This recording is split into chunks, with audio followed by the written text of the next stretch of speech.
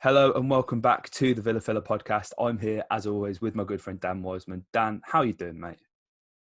I'm all good today, mate. All good. Great time Good. to be a Villa fan at the moment, mate. I just want to start this off actually, just by saying, I was speaking to my mates about the Villa the other day, and just how this is the first time I think I've really just relished and thoroughly enjoyed being a Villa fan in such a long time. There's so much positivity surrounding the club at the moment. Really feels like we're heading in the right direction, and yeah, I'm just loving it at the moment, mate. Absolutely. And again, we're back with another Transfer Rumour Mill podcast, capped off with a preview for Sheffield United at home. But of course, we've got to get into these juicy transfers because that's what you guys want to hear. Now, it's been a bit weird. We've not been able to actually sit down really and do just a sole podcast on transfers like we did,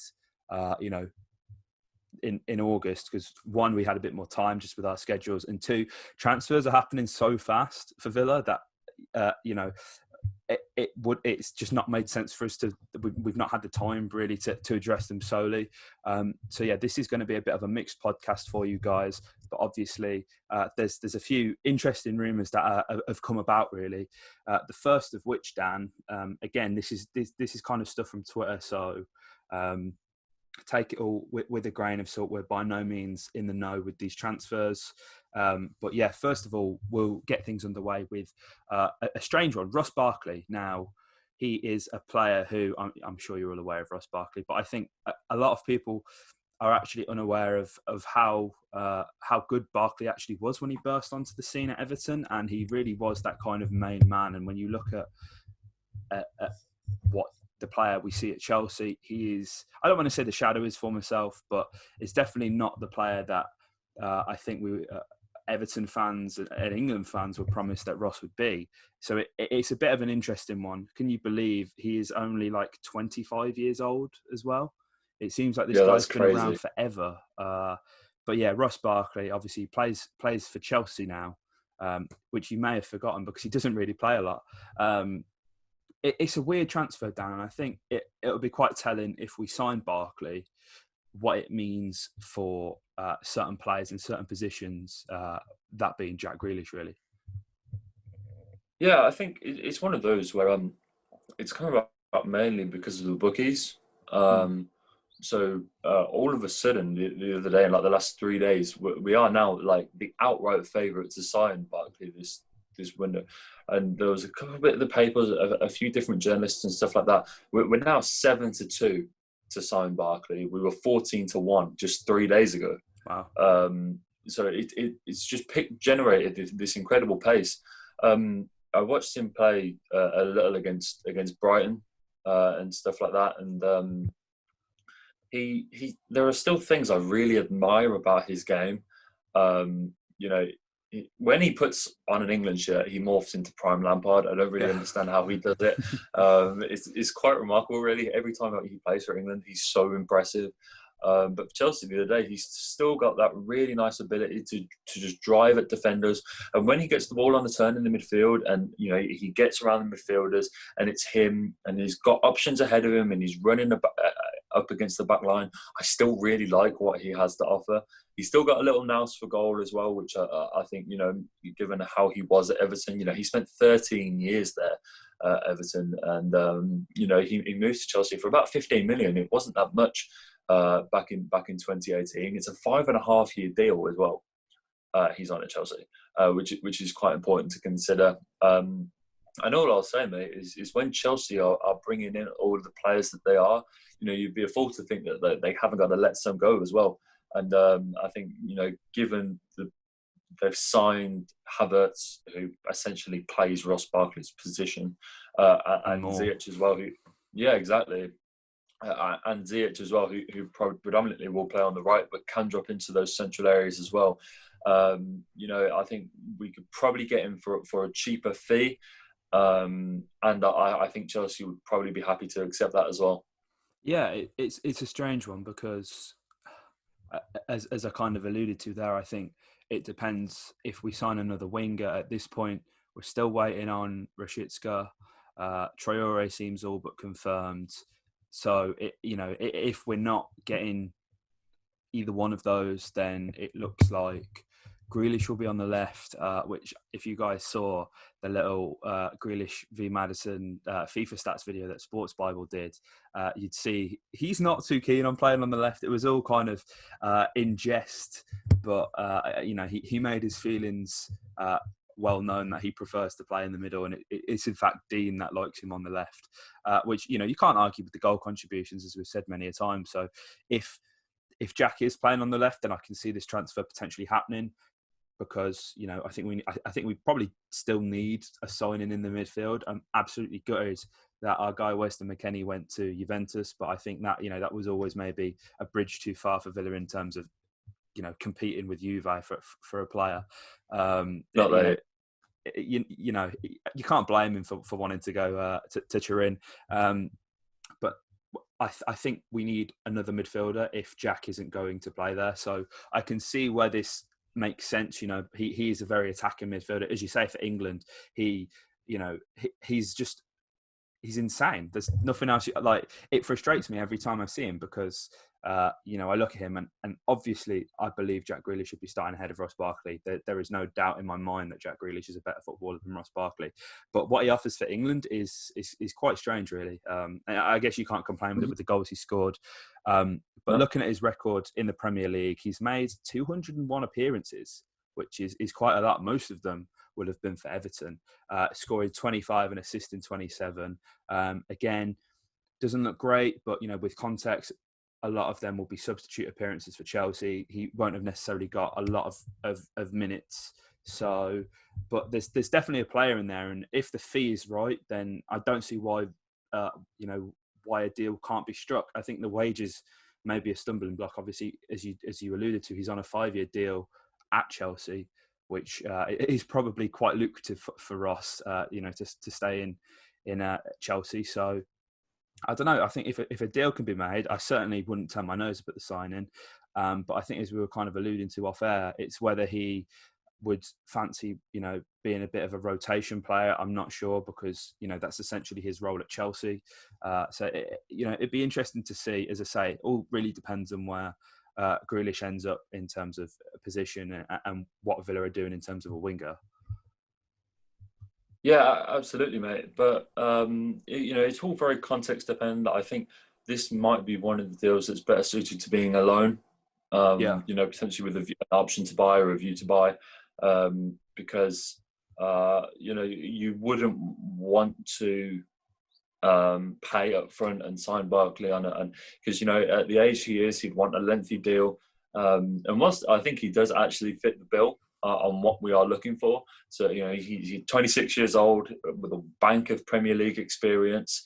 There's definitely potential that, if Chelsea only signed him for 15 million themselves, then I don't think it would be an astronomical fee that we'd need to buy him off him. But I don't think you'd want to tie yourself down with a permanent just yet. I think you would want a loan just to see how it goes, see where he fits in, see if he's happy with it and everything like that. See, there's a lot of if, buts and maybes about this potential deal. It's one way. If it went well, it could be really good, mate. And look, I think, this one's sort of Twitter generates rumours themselves, don't they, at times? You know what I mean? Like, if the bookies start doing these things, a couple of journalists will follow a trend, and all of a sudden you've got yourself a fully fledged transfer rumour. I think we'll wait and see if we get anything a little bit more concrete on this one, mate. But it could be one to keep an eye on.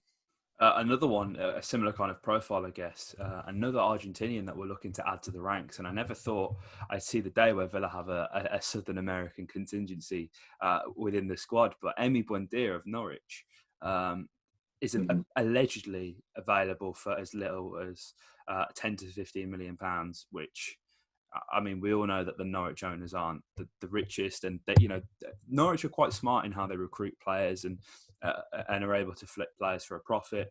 I think anywhere in that region is an absolute steal for what Buendia can offer. I'm not quite sure where his best position would be. I've seen some say he can play centrally. Obviously, we've seen him play out wide. Again, depends on where Jack plays and whatnot. But Emmy is a really exciting player that, as I say, if you can pick him up for that low, why not? Yeah, I love him, man. He's one that I've been wanting for a long time. You know, when you and I did that video right at the start of the transfer window, where you asked me to pick a few players that I'd really like to sign, Emmy was one of them. I loved. You know, it's really difficult as a creative player to shine in a side like Norwich, where they did so little on an attacking front. Yeah. You know, where goals were so few and far between, but he really did that. You know, he's 23 years old. He and I thought him. There were a few Norwich players that I really liked, and funnily enough, all of them played out wide. I thought the two fullbacks were really good. Obviously, we've seen one go to Newcastle in Jamal Lewis. You know, despite him being possibly the only player in the Premier League that's hated more than Jack Grealish, I actually really like Todd Cantwell as well. I think I liked a lot of what he had to offer. But Buendia isn't the fastest. He's not, you know, the potentially in the same sort of profile as the other wingers that we've been looking at. But what he is he takes so much of the creative brunt off of Jack. So Buendia was one of the most creative players in the Premier League last year. He actually set the Premier League all-time record for the most chances created in a month. So in December, he created 29 chances, which is almost one for every day of the month, which is pretty crazy. And that's one of the things that I think would really help us in this signing, because there is so much pressure on Jack to be the sole creator in this team. And when you look at the other players that we've been linked with, they're not out and out chance creators. You know, they're not sort of both of the, you know, if you look at the wingers like Traore, like Rashica, they've got an eye on goal just as much as they do in the players around them. But Emi Buendia is so focused around bringing other players into the game, and I think that would really help us, mate. He was doing it in Project Restart as well. He got a goal in I think June, which is potentially the only goal that Norwich scored in Project Restart. I might be wrong on that one, but he backed against Watford in a 2-1 defeat. So he's been doing it towards the back end of the season. It's so hard to do it in that side, mate. But I'm sure you're the same. Every time I watched Emmy, he really impressed me.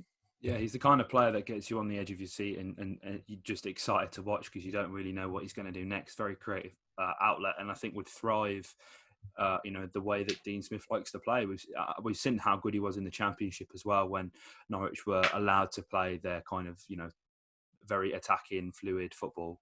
So, you know, for me, Buendia, another one I'd be more than happy to sign. Again, you don't want your pants pulled down on the fee, but you know, 10 to 15 million seems an absolute steal and almost too low, to be honest. But again, wouldn't complain if we actually got that done, Dan. So that has that'll round up our little transfer rumour mill section of this podcast. Now, obviously, we've got our first Premier League game coming up, Dan. First of all, played against Burton Albion the other day in the Cup. Obviously, 3-1 win. Just to touch on that briefly, Burton scoring in the first minute. I've got to give kudos to Burton. They were up and at it. They were really they were pressing aggressively, and Villa looked like they were at 60% for a lot of the game. Eventually saw it out. Our guy Keenan Van Nistelrooy scored. Grealish scored on the day of signing his new contract, and obviously a debut goal for Watkins. All in all, a successful Tuesday night in Burton. Yeah, it was, mate. It wasn't a classic. I didn't think the Villa performance was thrilling, to be honest with you. I think, you know, I said before the game that it sort of had a little bit of a pre-season feel about it, and I think the game reflected that. But I think what it did showcase, and perhaps this was sort of in Dean's thinking when he set the team up, is we have not got a squad. You know, I think whilst we're seriously improving the first team, there are so many players that were out there the other day, which now when you're looking at the calibre of player that we're signing, just seem almost out of their depth. I think Courtney was a good example of that. I mean, I know he was playing on the right side of that back too, but just never looked comfortable for me. Just I think both fullbacks sort of again reference that, and I mean Henry Lansbury. I think that was just a shop window game for him, really, from Dean, just to advertise him, really.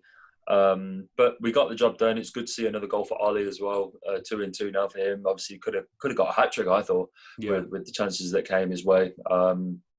Didn't manage, put that one onto the bar and stuff like that, and didn't manage to get himself probably the amount of goals that he could have. But mate, he's coming into this game and he's hit the ground running, and that's all you can ask for. The movement is there. He's operating well in tight spaces, and I think he'll be the man. And from Keenan's point of view, man, we just need to play teams in yellow every week, really, because Norwich and Burton are the only teams he's able to score against. Yeah, you're not wrong. And as well, just shout out to Jacob Ramsey. Thought he played really well. Sure. Looked very comfortable on the ball. Always wanted the ball and wanted to drive at players. Picked out some good passes. Also wasn't scared to put in a few challenges, albeit a few naughty ones. But you like to see. Young players aren't shy of that. Definitely a big player in Jacob Ramsey. And if he's not going on another loan, then, if he can be a regular feature in these cup games, whether it be FA Cup, Carabao Cup, I'm all for it, because, you've got to just look at Mason Greenwood and Brandon Williams, and stay with me on this, Villa fans. They've been given the opportunity to play in cup competitions. Yeah, I know they're playing in the Europa League. It's a very good competition, but the fact that they're getting minutes against lesser oppositions in an equally as important competition, everybody knows how good Mason Greenwood is now. Them kind of minutes really have helped his development. So, if Villa can stay in the cup competitions, Ramsey can see himself in the team, operating in that kind of free role. There wasn't a lot of responsibility, which I think was smart from Dean. You don't want to, labour the lad with positional responsibilities and all this kind of stuff, when he's making his first competitive start for Villa. So, again, if Ramsey can get these minutes, it'd be really good to see him in and around the first team over the next few years. And obviously, we've got our first Premier League coming up, Dan, against Sheffield United. They haven't had a great sort of return to football post-lockdown, have they? Obviously, the whole 90 minutes on Monday is going to be full of Sky Sports commentators referencing the ghost goal. But, they were pretty poor throughout the whole of the Project Restart, haven't got their season under a good start against Wolves, who absolutely annihilated them within the first 5 minutes of the game, and they just couldn't recover. So No. I'm sure there's going to be a reaction, as there always is with the Chris Wilder team. He seems to have made a few very bitter comments towards Villa over the past few months in regards to transfers and stuff like that. So there's going to be a lot riding on this game, both on the pitch and off the pitch. Yeah, I think it's no surprise that they weren't able to pick up the pace that they did during Project Restart that they set beforehand. But no one expected it of them. Really, I and many of them, I'll put my hand up and say I had them on to get relegated. I looked at the business that they did. Wasn't impressed by it, didn't really like. But again, and I think I spoke about it when we spoke about Leeds in our Premier League predictions pod. That when you come up and you possess that tactical naivety and just that little bit something different, that it always puts you in good stead. So many teams operate and set up in a very similar fashion nowadays. Teams like to press high. Teams like to play a 4-3-3 or a 4-2-3-1 or some kind of variation of that. Everyone plays 4-3-3 or 5 at the back nowadays. It seems you only got Burnley who play 4-4-2 and set up a little differently. And I think with the overlapping centre backs and stuff like that, Sheffield United just came into a league with a style that just took teams a little while to adjust to.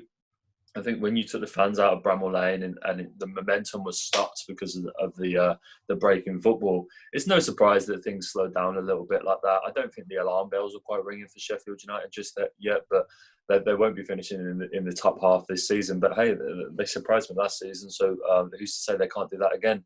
I think it's a good time to play them. They didn't look up to themselves against Wolves. They grew into the game after a little while, but when, as you said, Wolves killed that game off really early on, and when you concede like that early on and you haven't got the fans to sort of help you gather momentum and bring you back into a game, when you go 2-0 down so early on, in such an empty stadium, it's really hard to find the inner strength to come back and make a game of it again. I think it's a good time to play them. I think considering how hard every game is in the Premier League, it's a nice one to get off with. We wouldn't have wanted the Etihad on the first day of the season, would we? So it's a nice one. There's a chance for 3 points there, just as there were when we played them at the start of Project Restart. Yeah, mate. It's going to be full of references about that ghost goal, but hopefully we can put those to bed when this one fair and square. Hopefully, and that's just going to haunt us forever. But yeah, I think I've noticed a lot. I think I kind of want to say maybe arrogance from journalists whenever you kind of mention how different the game would be with fans. I think certain journalists, and I'm not singling anyone out here, but it seems to think, well, they're footballers, they can perform, but you just have to, just being a Villa fan, you'll know how much of a difference Villa fans have made last season to getting points. And I know obviously we did well during the restart, but if you just look at that Watford game, even the Sheffield United game back in the Championship, when all of the fans who had left and were fed up and were booing and moaning had left, and yeah, there was only 20,000 fans, probably not even that, left for when Villa made their comeback, but they were 20,000 cheering fans and supporting fans, and the atmosphere completely changed. So I think that the dismissal of fans is genuinely quite an underrated aspect of it. And yeah, Sheffield United will undoubtedly struggle without their fans because they are the heart of their club. It's quite corny to say, but a club like Sheffield United, they've done the city proud in Sheffield. They're very passionate fans, very loyal fans. They like the football. They like to back Chris Wilder and the team. So when Bramall Lane is packed to the rafters, it can be quite an intimidating place to go to. So it's no surprise that they're struggling without the fans. But Villa, obviously, as you say, good game to get underway.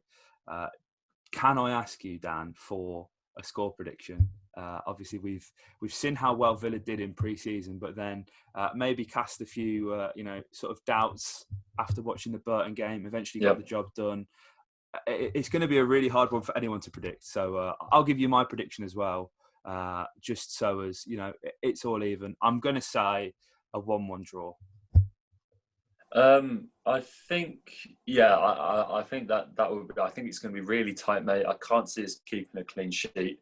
I think that defence there's still a mistake in it. I'm yet to see how it, when we've got 4 out there. I'm really excited, by the way, to see the new signings. It's such a shame, and I think this is probably the hardest part, isn't it, about not being able to go to games, is that we sign all these new exciting players, and all you want to do is get into Villa Park and cheer them on and watch them. So shout out to Emmy, shout out to Matty, who I'm expecting we'll both see in that defence. I'm so excited to see the two of you guys play. I'm saying this like they're watching the pod. But I think it'll be really tight, mate. But this season, I'm an all-out optimist. I'm going to follow suit, mate, with yourself. But I'm going to go with a 2-1 Villa win. I think we'll concede, but I think it'll be really tight. But I think we'll just edge it. I hope so, mate. I hope so. Now, if you guys enjoyed the podcast, let us know in the comments below. Let us know your thoughts on the signings or potential signings of Buendia and Barkley. And also let us know your predictions for the Sheffield United game in the comments below as well. If you guys are interested in more just kind of general Premier League predictions, you can check out our Premier League predictions podcast that we did. I got a lot of very nice comments on there, actually. There was one in particular from a Wolves fan who said we're both very...